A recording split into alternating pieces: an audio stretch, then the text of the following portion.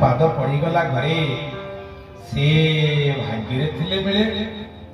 जेतले देवर्षि नारद पहुंची जाइछन्ति महाराज तांकर पाद धौत करी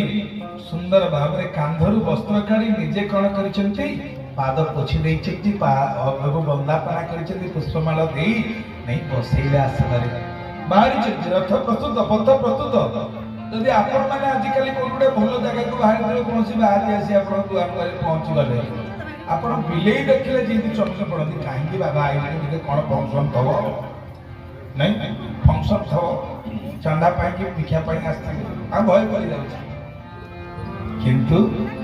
अद्य में सफला यज्ञ जन्मे गृहं समागच्छ विद्या ब्रह्मणास्तन